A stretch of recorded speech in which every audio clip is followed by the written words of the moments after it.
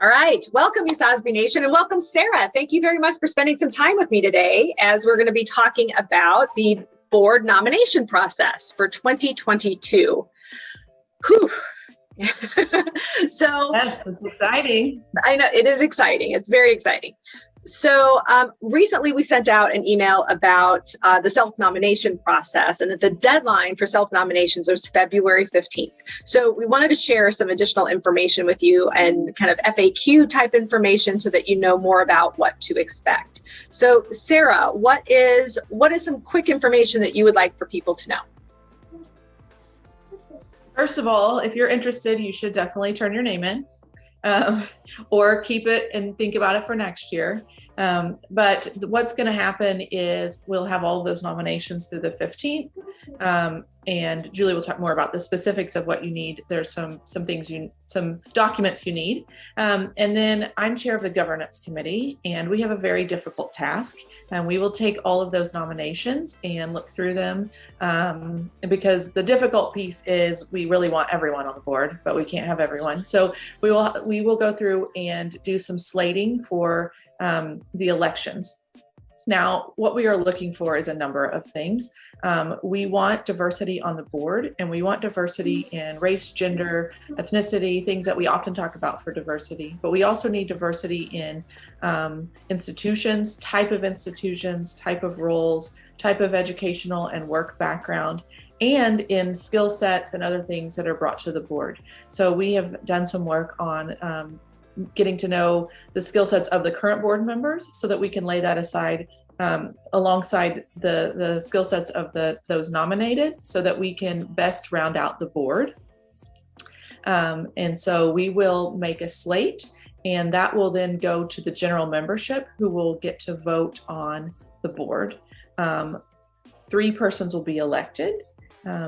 If you are not slated or not elected, we really hope you'll be involved in committees and commissions. Because we are looking to round out the board, sometimes there are a number of reasons why persons are slated, but we really hope that everyone will get involved. Absolutely. And I've got a quick follow-on question, Sara, and that is, if somebody is elected to the board, how many years of a commitment is it if they're elected to the board? And then also, what's a commitment level? How many years for committees and commissions? Yeah, so if you're elected to the board, it's a 3-year commitment. That term does start July 1 with our new fiscal year. Now, the onboarding starts in the spring. So you would start doing some things in the spring.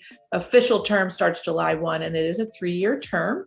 And while you're on the board, you would also serve on committees and commissions. You might have an opportunity to serve on the executive committee of the board.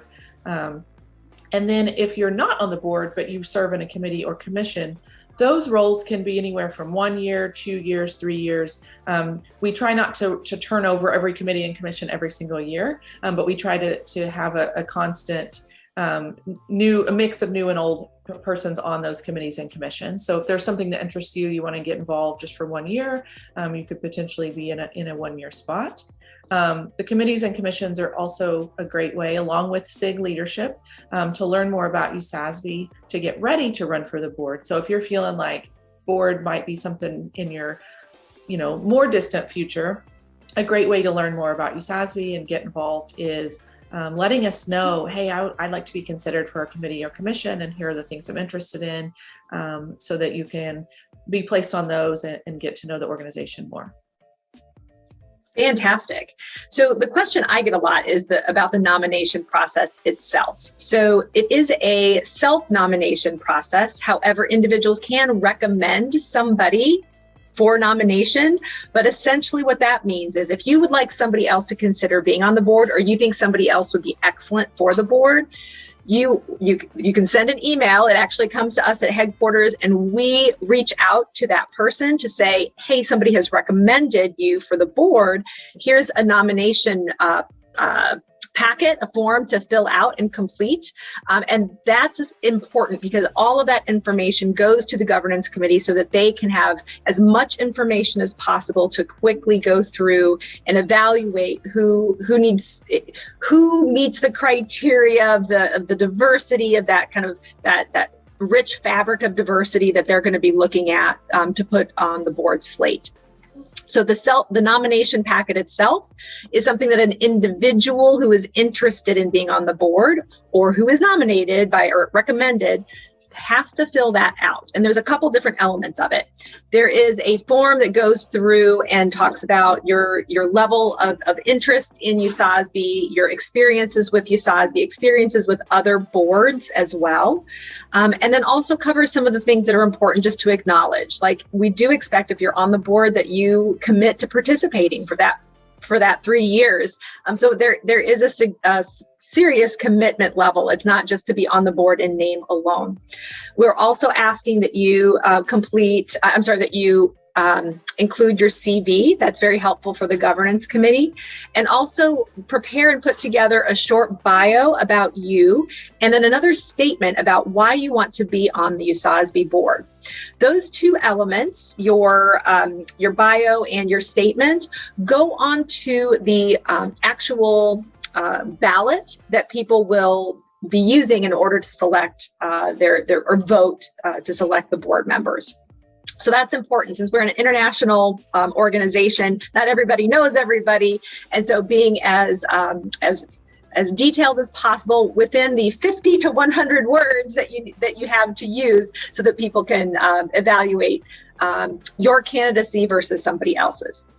Additionally, there is a conflict of interest form that you'll need to sign and disclose any potential conflicts of interest. Do put as many conflicts as possible on that form.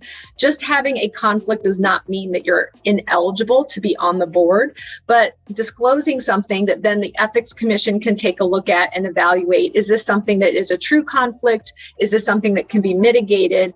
Or is this something that for right now is a real conflict that we need to maybe wait and hold off for a couple of years before putting you on the slate? Those are the type of things that it's important to disclose on that conflict of interest form. Those are the big things I have. Sara, what other thoughts do you have?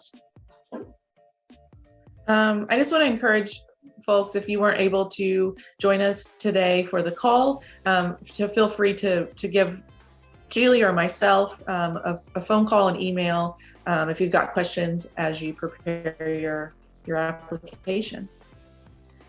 Absolutely. And one of the resources that is available to everybody is a board expectations document. It's a great one-page document with here's the requirements of being on the board, and here's the expectations as well. It's a great one-page document that kind of answers most of the questions that people have about USASBE board leadership. All right. Other than that, it's a great organization. It's a great organization to help lead and have a voice in.